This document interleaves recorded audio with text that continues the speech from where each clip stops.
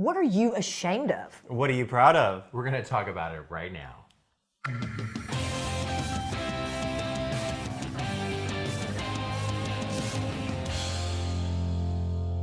Welcome to the Gaily Dose. We are so happy to have you today. I know that you've got a busy day and there's many places you could spend your time, and we're honored to spend some time with you to hopefully make your life a better one. And I'm with my friends today, Daniel and Ginger, and we are going to talk about things that we hope help you. I just want to say, I know it's just a moment, but if you can take a moment, like, subscribe us, comment, engage with us, it would help us so much. Share us with a friend. It would mean so much. We also want to thank today's sponsor, AHF Healthcare in Atlanta. They are the people to check out for all of your LGBTQ healthcare needs, and you can find them at ahf.org. Thank you for your sponsorship. That's right. And so today's episode is episode number 3 in our 12-part series around You Are Valuable. And our third topic is actually about pride in me. And we want to talk today about, you know, as a group, as a society, we were often shamed for our natural attractions and for the identities that we knew we were inside that were naturally there. And that creates a kind of challenge that really you become ashamed of. We want to talk about being proud of ourselves and proud of the people we are, because we think that's going to make you a happier you. So I'm going to ask you all to share first off. Something that we hope you viewers and listeners can benefit from is a story of when you were ashamed and you didn't need to be, and what did you learn from it? I'll go first. Okay. Because I've been thinking a lot about this, and I haven't really publicly, openly talked about this actual situation. So 10 years ago, there was a time in my life that I dabbled in recreational substances. And there was a night, you know, I always went to party with friends. And there was a night that, you know, I don't know where I was mentally, emotionally, but I went out alone. I was alone, like I was alone in my life. And I measured incorrectly and I overdosed. Oh, God. Whoa. And they found me on the side. The ambulance came to pick me up, and I woke up the day after in the hospital on life support. Wow. Gosh. And the only thing I could think of at that moment was, get these tubes out of me or I'm going to sue the fuck out of you. Because I felt like they were killing me in the hospital. Like, you can't breathe. I don't know if you've ever been on life support, but you can't breathe. But anyway, back to the topic, being ashamed. So this happened. I almost died. And I was embarrassed. I wasn't actually grateful that I got to live out of this moment. I was embarrassed that it happened. Wow. What would people think of me? The people that, you know, called the ambulance on me. I was so embarrassed that, you know, I let that happen. I was ashamed. That I could be so irresponsible, because, you know, I always thought I was responsible, successful. And so anyway, that was my shame, and I lived through that for 10 years. It took 10 years. What it caused for me was to retract from society, retract from friends. I became more of a loner, and just focused on work and, you know, just trying to build myself up again, build up my confidence. But I went through many years of damage. That's 10 years of just feeling like a failure and like never actually realizing that I was given a second chance. Yeah. I focused so much on being shameful. Ashamed. You forgot to look at the big picture. Exactly. Yes. Until a couple years ago. And it all happened during COVID. I had this revelation. And I was like, and I started going out again. It was like the first time I started, I mean, you know, you started seeing me out in the clubs and partying and having a good time. And I'm like, wow, yeah, you could have fun, you know, connecting with people and in your community. And I started seeing people using substances. And did it trigger you in some kind of way? No, like to but revert back? It reminded me what I went through. Okay. And someone asked me if I wanted to do something. I said, no, I can't. That's when I realized I had a second chance. Okay. And that's when I realized, and then I explained why. And it possibly change the trajectory for that person's life. That's what I was awesome. thinking. And that was the biggest aha moment. So when we're talking about being shameful, yeah, I had something that was shameful for 10 years. But think about how many lives I could have saved if I weren't so ashamed of it and kept it inside, and I could have just shared my story and made a positive impact in someone's life. Yeah. Yeah. I'll note a couple things. You know, it's like substance use. So many of us have tried substances at some point in our Absolutely. life, right? Yeah, of course. And it's interesting because until you know that you're surrounded by people who are just as flawed as you. That's an right? excellent way to put it. Right? And then It's a nice way to put it. Side note for those of you who caught that, in COVID, we live in Georgia, so we could get around a little bit more than some of you that are out in Yes. California or New York listening. Yeah, we weren't quite as closed up down Yeah. here, but yeah. I know for me, the shameful thing for me has been relationship failures, which I think everybody can identify with. And for me, it was the shame that I carried when I dated, right before I came out. It was when I was coming out, because I had a boyfriend, a long-term boyfriend, like 7 years.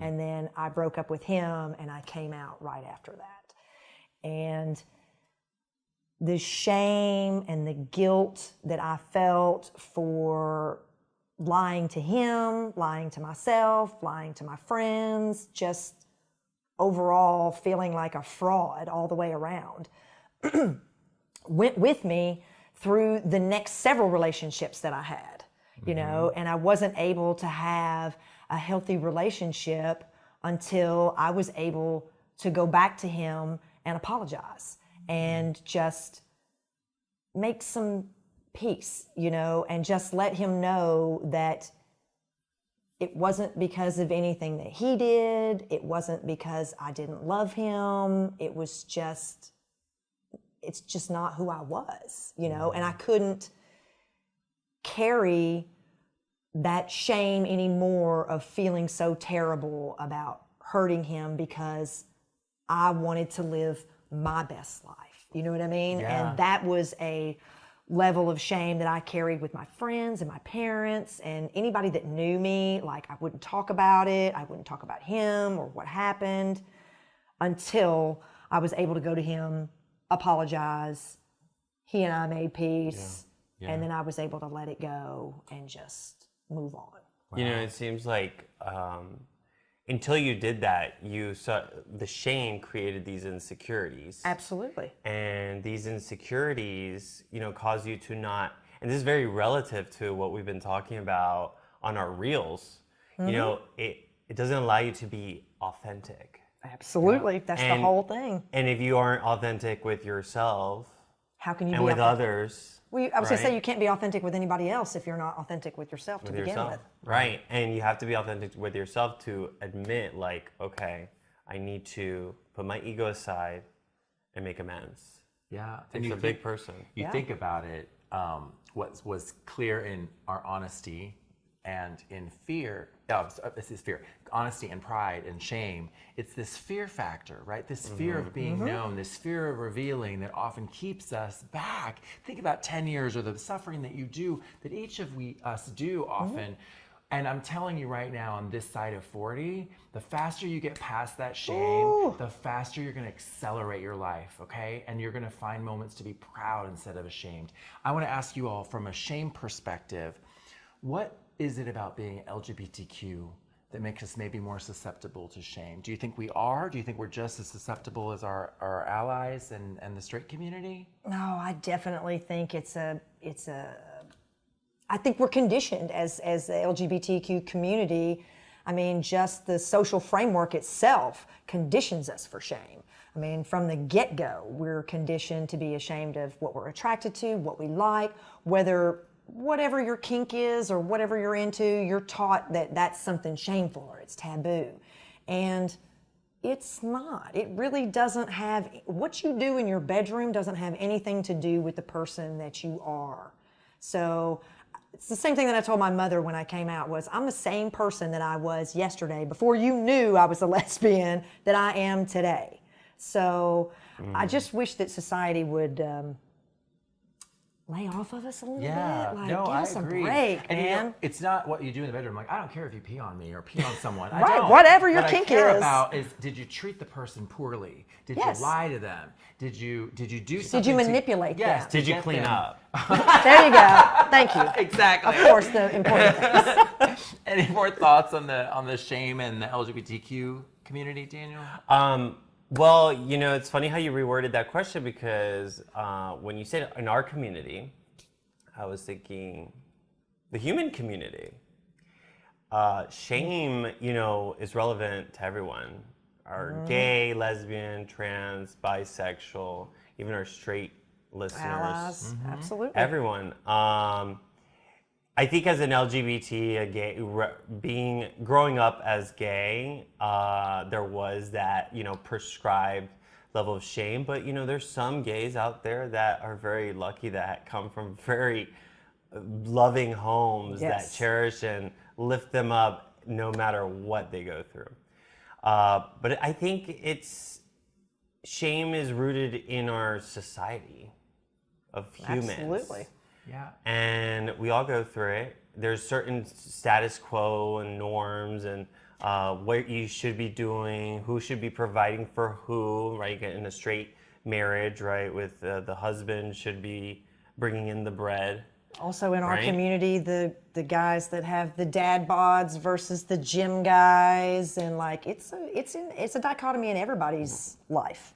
Gays that don't vote. We had a long conversation. Oh, we had a conversation about Get that out there and earlier. So, Early voting. Yeah. So there is a lot that can be said that around shame being created, but shame I think is created because we are all very opinionated, and we want to share our opinions, but sometimes sharing too strongly imposes on other people's beliefs and what they value. Yeah. And by imposing your beliefs and value on others, it creates this environment where that person can feel shame. Right. Because if they're different. It's really ultimately about safety, right? You have to be, and we're taught if I'm vulnerable, I'll be hurt, right? In fact, when you're vulnerable and you really deal with things, you can really grow. That's the best thing. If you haven't figured out Brené Brown, huge fan. Read her material if you're listening. If you want to double down into shame, she's got amazing Her work podcast on that. vulnerability is So amazing. good, so good. I think we have a moment for our sponsors. Oh my gosh. Oh yes. Yes. Okay. Have you checked out Smiley? Do what? Smiley. Smile. No.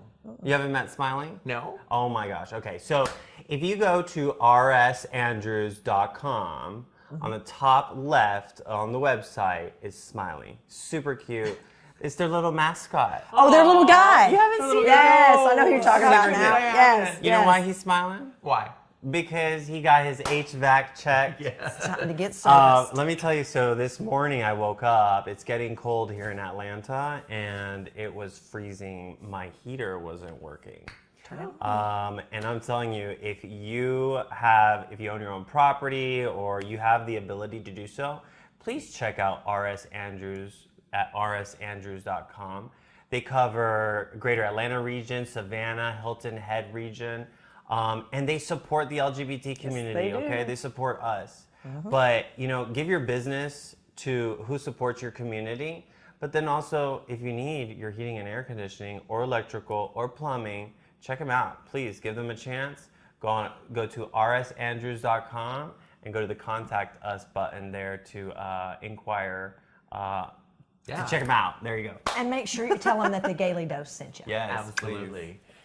So as we think about pride, I want to ask if you think there's healthy pride and unhealthy pride. What do you think about that question? Definitely.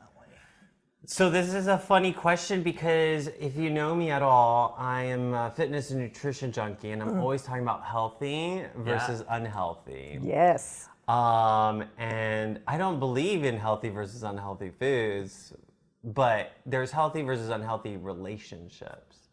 And when I think about pride as a subject, it's how we relate to pride that can be healthy or unhealthy. So what I mean is, pride in itself is just a being. It's a moment. It's a way of feeling. But I think it's important to reflect on what is the result that pride can create. What is it driving? Okay, I'm gonna get to a point. I promise. We're in their car. We're waiting. So, I think being proud of your flaws, your mistakes like I did, it could save lives. Your mistakes can be lessons for others. Share those with the world. But that's what I mean by the results of your pride. Let your pride be a power for good in other people's lives and society instead of just pride that feeds the ego. So there's healthy versus unhealthy relationships with pride. So if your pride is helping others, if being prideful allows you to share and teach others lessons and improve other people's lives, then do it. That's interesting. That's what I was gonna. That was you touching on that is what I was gonna kind of go on was healthy versus your ego, like being able to take something that you've had an issue with and use it to benefit other people, just like you were talking about, like I'm a cancer survivor, so being able to take the shame away from losing my breasts to being able to go out and talk to other women about it and show them that it's okay and that you can get through it. That is something that I am prideful of. You know what I mean? The shame of not having something taken away from me as a woman, and the pride of being able to persevere through that and know that it doesn't change who I am. But like you said, being able to take that away from the ego is the biggest thing, I think. I think that's super smart. I think there's something about intention, right? The intention of your pride. And I think sometimes if we're comparing, so if it's like, I'm better than you, Yes. then it's become a twisted sense of my intention is to celebrate me over you. Yes. As opposed to, I think it's fine to be proudful of something that you've done over your own self. Meaning if you've become a better person, you've worked hard at something, be proud of that. Like don't hesitate to celebrate that, but your intention is to celebrate yourself, not to celebrate being better than. Because guess what? You might think you're better in this area, but there's other areas you aren't. We're all in a level playing field. We just all got different cards. We have no idea the kind of cards someone else has. So it's a spirit or intention. Absolutely. Have you ever thought about what pride, gay pride, is celebrating? So what are we celebrating when we're pride? Are we just celebrating that we have sex with the same sex? No. And that's not it No, for me. Right? No, it came That's out not of- it for me. It came out of a lot of, we were though called sexually deviant, right? We were made to be unproud of what was natural. And so when the original word for pride came from a group that was in California in the 60s that was pretty militant, but the pride name stayed. And it really is a celebration of the fact that we are proud that we are made this way. Think about it. Yes. We're Yeah. proud of something we used to have to be ashamed of. Agreed. The irony And in it so, all. yeah. Agreed. Exactly. So let's talk about pride, and specifically, why is it important to have it? And what does it look like? Why are we talking about, why is it significant for a person to have pride? I mean, I just think it's imperative that we have it. It's something that builds character. It builds your self-esteem, and it's not easy to find it within yourself. Like, I mean, I'm 51, and it took me a long time. I wish that I had been able to learn it at this age, like much younger. Like you said earlier, like it's just such a valuable lesson, and it makes life so much easier moving forward to be able to put your ego aside, learn your lesson, and help other people with it instead of trying to just be boastful about all the things that you have accomplished or the things that you have versus, I mean, anybody can have a really nice car or a big house, but the fact that you're feeling better about yourself and you're not ashamed to talk about the things that have happened to you in the past way outweigh all of the material things that you could ever You can't have. just buy that. Right. And you know what? I feel this odd little thing. I keep saying, make your life romantic. Tell me what you're doing with your cool car. What are you doing to make the world better or your family better? Like, it's great that you have a great car, but make your life more meaningful than the shallow things that we have, right? Pride can be a just vehicle stuff. for that. Let's talk a little bit about a world in which we are proud as a people. If we look at the LGBTQIA, and I include our allies as well, what excites you about a world in which we are proud of the right things? So when you say LGBTQIA, I just think humans, Yes. right? Humans. All right. We'll get there. Lose the letters. Lose the letters. I got you, boo. I got you. I hear you. A pride. What excites me about a proud world for humans? Definitely the amount of progress that we can make as a society. So the central theme we've had here is that pride could be a force for good and a way to create lessons for others. You can do good in the world. Just imagine a world where people aren't so insecure to stay shut out and they actually share everything they've learned throughout their life, everything they're proud and not proud of, everything they're ashamed of. It could prevent different, different variations of other people's lives where they can go straight to success in some points. I look at things very linearly, left to right, but I think if we as a society share as much as we can and are proud of everything we share and all our history and all our past, then we could really progress. We could progress with our sciences, our maths, our technology, emotions, spiritually, everything. Years. Light years ahead. Light years ahead. What are your thoughts? I mean, I think what would excite me is I just love love. And I love seeing our community represented with love.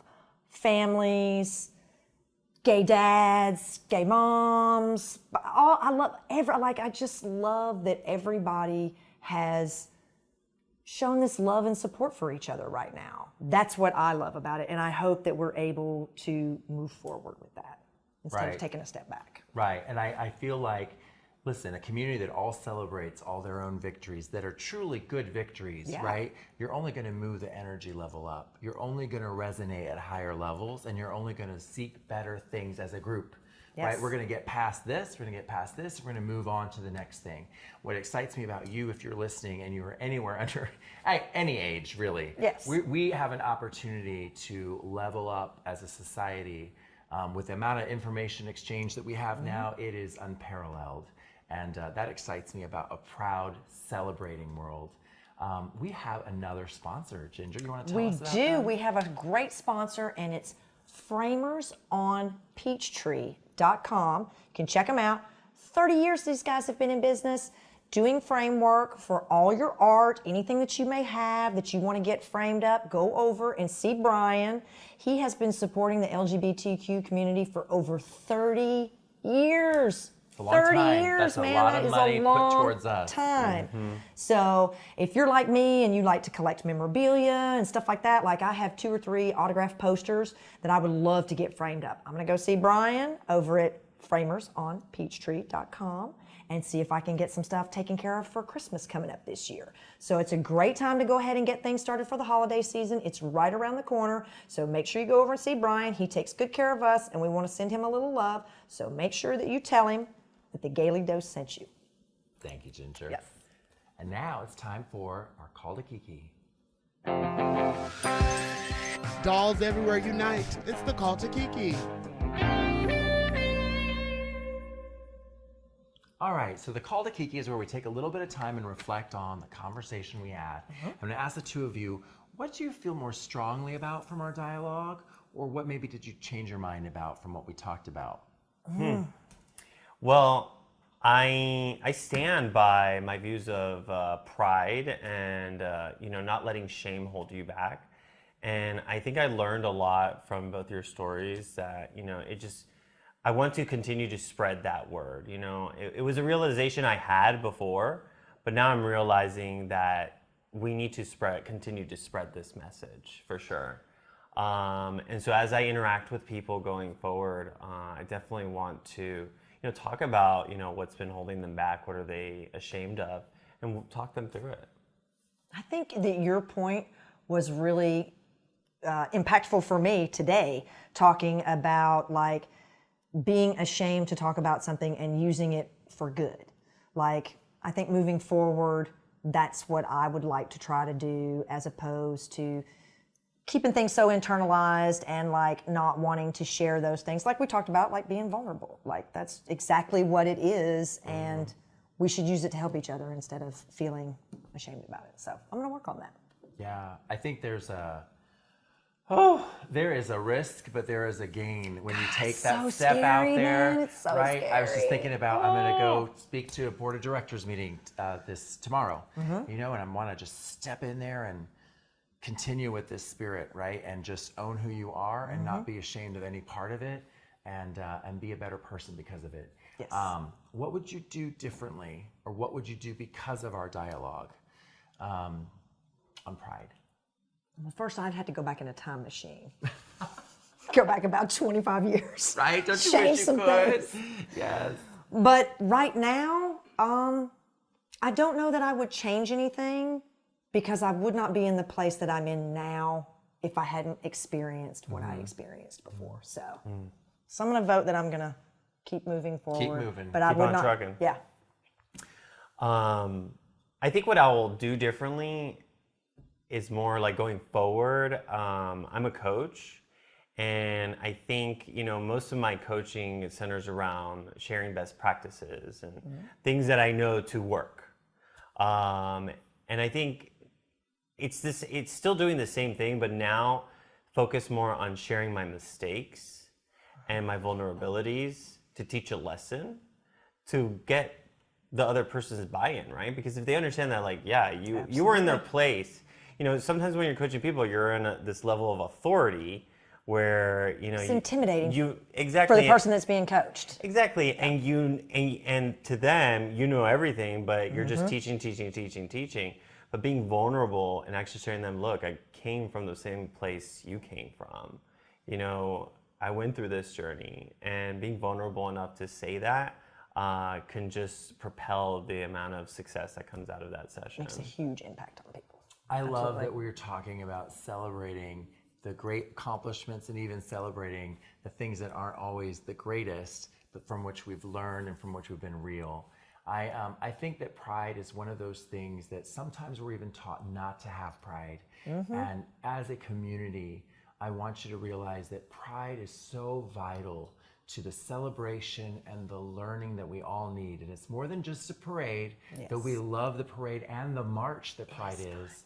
It is a beautiful thing, and I hope you find more and more pride in me, pride in you. Yes. As you contemplate your week after listening to us. We remind you to love yourself. Really take the time, make the practice to love yourself. And from that energy, love those around you, and don't forget to smile. Bye-bye.